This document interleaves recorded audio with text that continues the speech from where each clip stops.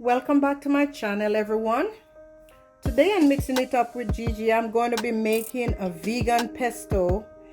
I have so much basil, guys. I have my fresh basil that I planted from my tower garden. So I'm going to go ahead and make some fresh vegan pesto. First thing we're going to need is 4 cups, like I have here, 4 cups of fresh basil, and we're going to need a half cup of nutritional yeast, 1/4 cup of sunflower seed, about 4 to 6 cloves of garlic, juice of 1 lemon, a 1/4 teaspoonful of salt of your choice, could be cracked, and 1/4 teaspoonful of cracked pepper, and a half cup of extra virgin olive oil. All right, let's get started.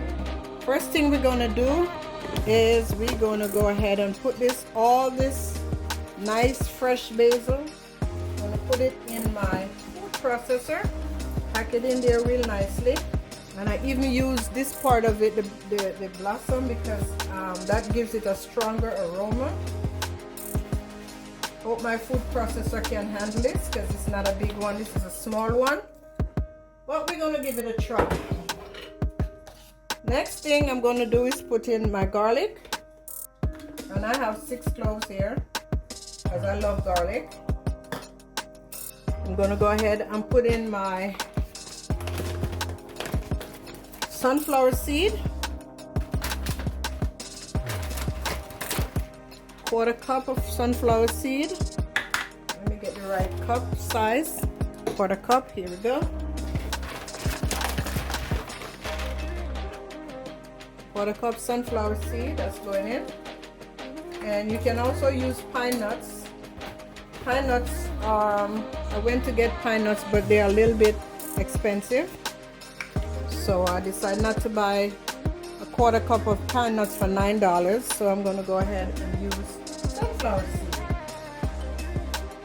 Next thing I'm going to put in is the nutritional yeast is a 1/2 cup.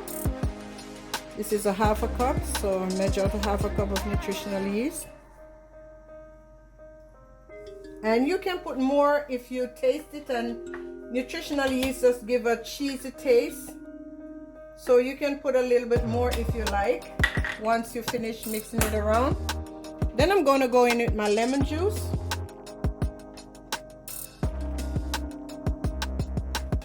Move this closer, the cord is very short.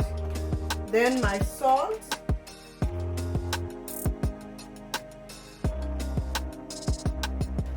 ¼ teaspoonful of salt, and I'm using pink Himalayan coarse salt, so just a little bit because you can take out, but you can put in, but you cannot take out. And then I'm going in with some cracked black pepper, ¼ teaspoon of that as well.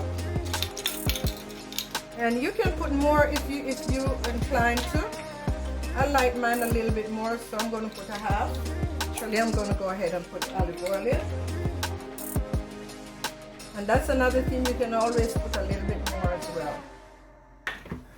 All depends on the taste. And then we're going to go ahead and cover this bad boy down.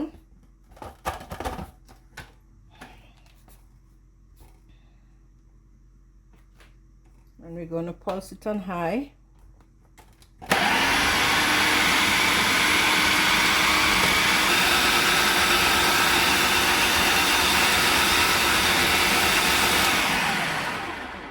One of my leaves just got caught and did not blend, so I'm going to start it again.